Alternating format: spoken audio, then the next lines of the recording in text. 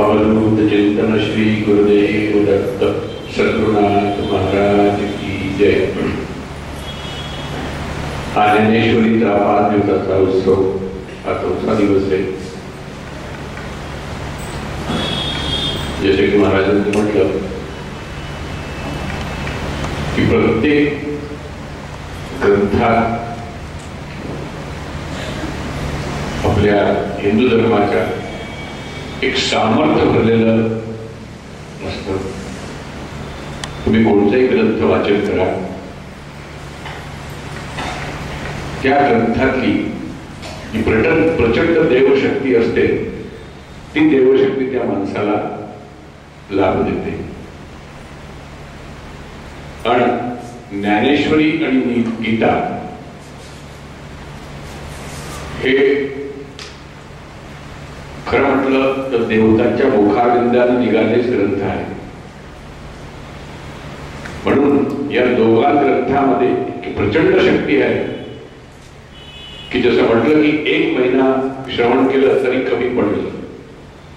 ज्ञानेश्वरी तर अशी आहे की जीवनभर श्रवण केलं तरी कमी पडेल।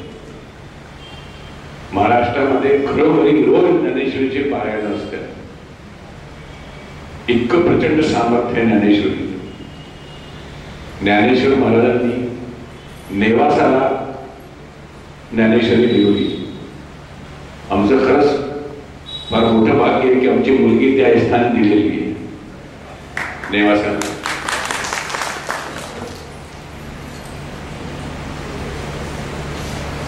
आणि ज्ञानेश्वर महाराज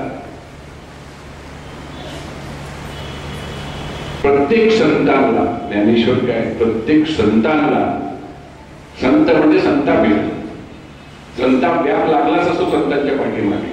कोणी संत व्यापच्या पाठीमागे सुटलेले नाही। संत म्हणजे इतकं संताप सहन करणारा तो संत। संतांची परिभाषा दिसते। माऊलींनी काय कमी संताप उचलला? पैठणला ब्राह्मण सभामध्ये ब्राह्मणांनी त्यांच्यावरती बोट उठवून सांगितलं होतं की तुम्हाला आम्ही सामर्थ्य, त्याच वेळेस तुमचं सामर्थ्य मानून जेव्हा तुम्ही या रेड्याला बोलवून दाखवा। ज्ञानेश्वर माऊलींनी तेही करून दाखवलं। ते कसं करून दाखवलं?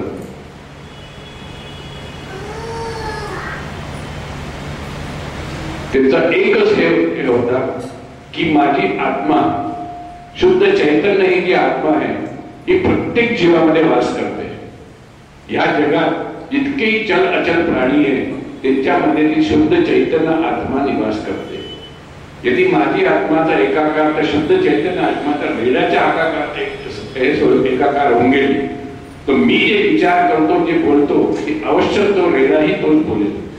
आणि त्यांनी 2 मिनिटं लावून त्या शुद्ध चैतन्य आत्माला आव्हान केलं आणि आपले जी आत्मा शुद्ध आहे त्या रेड्याच्या आत्म्याचा एकाकार केला आणि त्याला बोलवलं। ही प्रत्येक जीवामध्ये आहे। या जगाच्या प्रत्येक जीवामध्ये ती शुद्ध चैतन्य आत्मा आहे। तिला कसं जागृत करायचं हेच या प्रवचना माध्यमाने आपण श्रवण करून, मनन करून आणि त्या आत्म्याला जागृत करायचा प्रयत्न करतो। म्हणून घडी जे आपण भजन कीर्तन उत्सव जे आयोजित करतो हेच करतो की श्रवण केल्याने मनन होतं आणि मनन केल्याने ती आत्मा शुद्ध चैतन्य होते। जोपर्यंत मनन नाही करणार व्यर्थ नाही तुमचं श्रवण। तर प्रत्येक श्रवणाला मनन करा आणि मग या जीवनामध्ये काय सार्थक आहे ते उपयोग करून आणि जीवन सार्थक करा। हे जग, हे जीवन, हा संसार हे असं सोपा नाही आहे। हा संसार इतका सोपा नाही इतका दिसतो आपल्याला। प्रत्येक ऋषी मुनींनी हा संसार केलेला आहे। मी आज सकाळी कोणी पत्रकार आले त्यांना हे सांगत होतं की प्रत्येक महाराज कोणी निवृत्त हो, संसार सोडा म्हणतो ना आपण। प्रत्येक ग्रंथामध्ये वाचतो की संसार सोडा, संसारात काही नाही। का सोडायचं संसार? कोणी असं म्हणतं की संसार सोडून काय करायचं हे सांगतं का? कोणी नाही सांगत। संसार सोडा, बस सोडा। अरे संसार सोडून जाणार कुठे? देवाने संसार करायला पाठवले. प्रत्येक ऋषींनी संसार करून काही शिकवण दिली. संसार करा पण कसा करा हे शिकवण द्या. प्रत्येक जण संसार सोडला नर्मदा गंगा किनारा सर्व लंगोटी घालून तिथेच पोहोचून जाते. पण संसार करणार कोण? जग चालणार कसं? जग चालवाय करता संसार करायचा. आणि संसार कसा करायचा हे शिकवण या माध्यमाने आपल्याला भेटते. हे माध्यम याच करत आहे की संसार कसं जीवन आनंद करता दिलं, दुःखाकरता जीवन दिलंच नाही. देवाने दुःखाकरता तुम्हाला इथं नाही पाठवलं. जीवन आनंद करता दिलंय. ते आनंद कसं घ्यायचं त्याच्यामधून हे शिकवायचं. प्रत्येक माणसाच्या मनामध्ये आनंद आहे. तो आनंद बाहेर काढायचा आणि ते जगायचं. दुःख कमी नाहीये. जन्म मृत्यू हा मधला पिरियड दुःखाचाच आहे. जन्म झाला म्हणजे ते नाळ कापली, वार शिरलं तर दुःख शिरलं. माणूस फेऱ्यामध्ये पडला. पण त्या फेऱ्यामधलं निघायचं हे ग्रंथ आपल्याला शिकवतात. म्हणून श्रवण करा, मनन करा, चिंतन करा, संसार करा. जास्त नाही बोलत. महाराजांनी इतकं 4 दिवस शिकवलंय की नाही वरतून जाईल सर्व. तुम्हाला आज सकाळी आपण जे संकटनाशक स्तोत्र 1008 आपण संकटनाशक स्तोत्र म्हणून केलं. त्या संकटनाशक स्तोत्र टेंबे स्वामींनी दत्त मंदिर म्हणून मला सांगतो. टेंबे स्वामींनी एक मंत्र लिहिलेला आहे दत्तमाला हे संकटनाशक स्तोत्र. तिचे सामर्थ्य त्या संकटनाशक स्तोत्र सामर्थ्य मी सांगतो. तसं मला त्यांनी तर सांगितलं की ज्ञानेश्वरीचं सामर्थ्य सांगितलं की फक्त अध्यायातून तीर्थ फक्त तिला प्यायला दिलं. ती 15 दिवसात बरी होऊन देवाज्ञा तिला झाली. तसं त्याचं सांगतो मी तुम्हाला की संकटनाशक स्तोत्र किती सामर्थ्य आहे. मी दुसरं उदाहरण नाही घेत. जसं त्या मुलीचं उदाहरण घेतो की निवासात दिली त्या मुलीचं उदाहरण सांगतो मी तुम्हाला. मी स्वतः त्या जाणून केली त्या मंत्राची. ज्या लोकांना माहिती आहे सर्व साक्ष आहे त्या मंत्राचे. आमच्या मुलीला हे बायकांना कळतं 2 ओळी असतात.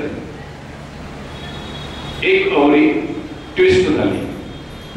एकदा ओळी ट्विस्ट झाली की ऑपरेशनच होतं. दुसरं काही अल्टरनेट नसतं. तिला रुपी हॉस्पिटलमध्ये भरती केलं होतं पुण्याला. तिची ओव्हरी टेस्ट झाली RuPay hospital. Doctor south Indian तिचं नाव विसरलो मी. तिथे माझी एक शिष्य आहे. तिने मला फोन केला की अण्णा असं आहे आणि ओव्हरी टेस्ट होऊन गेलेली आहे. आता काही त्याच्यामध्ये अल्टरनेट नाहीये. 2 वाजता तिचं ऑपरेशन करावं लागेल. तिला काही मूळबाळ होतो त्यावेळेस. म्हटलं एक ओव्हरी निघाली की प्रश्नवाचक चिन्ह जीवनाच्या पुढे उभा राहून नये.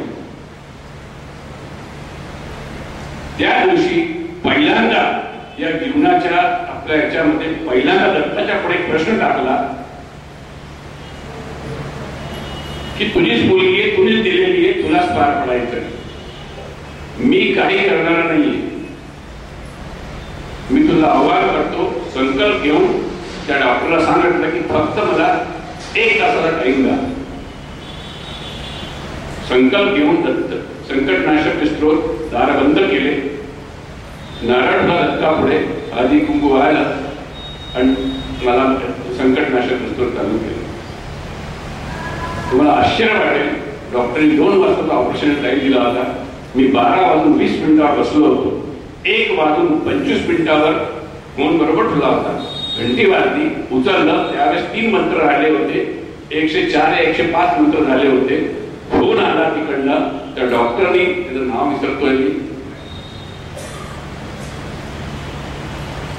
त्या मुलीचं नाव विसरतोय मी.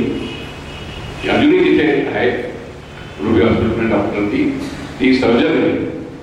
तिने मला फोन केला की अण्णा अवरी पुन्हा आपल्या जागावर येऊन गेली आहे. डॉक्टरने ऑपरेशनचं मना केलं.